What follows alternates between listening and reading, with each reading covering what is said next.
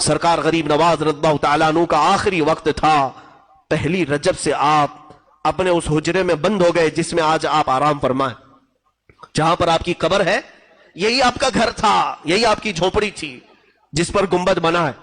یہ حجرے کے دروازے آپ نے بند کر لیے۔ پہلی رجب کو جو گئے،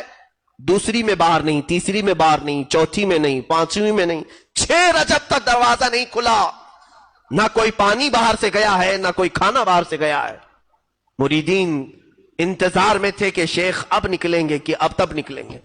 6 رجب تک ذکر اللہ کی آواز آتی تھی جو سرکار غریب نواز رضی اللہ تعالیٰ عنہ کا خاص ذکر تھا، لیکن اچانک 6 رجب المرجب کی دوپہر کے وقت، ظہر کا وقت تھا، ذکر کی آواز بند ہو گئی۔ ذکر کی آواز بند ہوئی تو موجود جو آپ کے مریدین متوسلین تھے، دروازہ توڑ کر جب وہ اندر گئے تو دیکھا ایک چارپائی پر آپ نہایت ہی آرام سے سوئے ہیں، آپ کی پیشانی سے پانی کے قطرے ٹپک رہے ہیں، اور جسم ایسا لگتا تھا جیسے کوئی غسل دے کر کے سلایا ہے۔ بہت ہی نفیس اور عمدہ خوشبو اس چارپائی سے آ رہی ہے، اور جو موجود بزرگ ہیں وہ فرماتے ہیں جیسے ہی ہم نے غریب نواز کو پیشانی پر بوسہ دینے کا ارادہ کیا، آپ کی پیشانی پر واضح طریقے سے یہ لکھا ہوا دیکھا، ھذا حبیب اللہ مات فی حب اللہ، یہ اللہ کا حبیب ہے، اللہ کی محبت میں چلا گیا۔ یہ جملہ آج بھی دربار غریب نواز کی چوکھٹ پہ لکھا ہوا ہے۔ آج جانا تو اس جملے کو دیکھنا کہ غریب نواز کی وفات کے وقت آپ کی پیشانی پر یہ جملہ لکھا ہوا تھا، وہ اللہ والا اللہ کی محبت میں دنیا سے گیا ہے اور ہزاروں کو نواز کر کے گیا، اب بھی نواز رہا ہے۔ دربار غریب نواز میں ہماری یہ عقیدت قبول ہو جائے، مولا ہم اجمیر پہنچ نہ سکے، اس غریب نواز کے دربار تک ہم غریبوں کی آہیں پہنچا دے،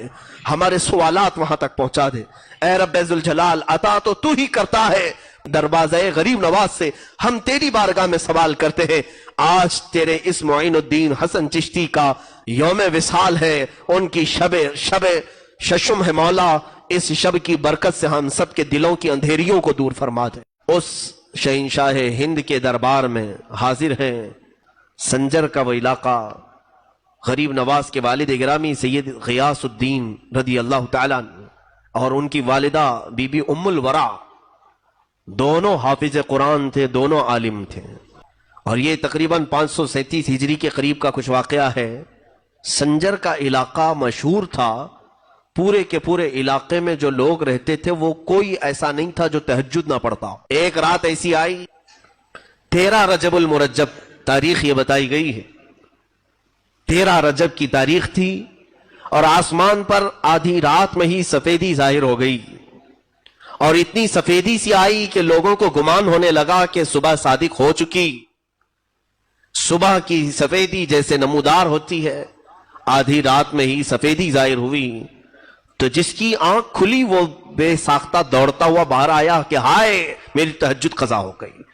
ایک گھر پر آسمان سے جھما جھم نور کی روشنی برس رہی ہے،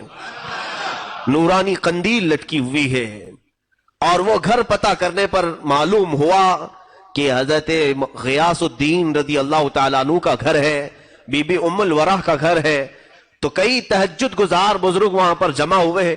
کہ آدھی رات میں اجالا اور ان کے گھر سے اجالا۔ ابھی یہ سب کشمکش میں تھے کہ غیاث الدین کا دروازہ کھلا، ایک دایا باہر آئی اور معین الدین کی ولادت کی خوشخبری سنائے۔ حسن چشتی رضی اللہ تعالیٰ عنہ غریب نواز کی ولادت کی تاریخ میں لکھا گیا ہے آدھی رات میں پورا سنجر روشن تھا، لیکن پتہ کرنے پر، جانکاری حاصل کرنے پر یہ معلوم ہوا کہ یہ نہ صبح ہوئی ہے نہ سفیدی ہوئی ہے، بلکہ یہ کوئی اور صبح معین الدین لے کر کے آیا ہے۔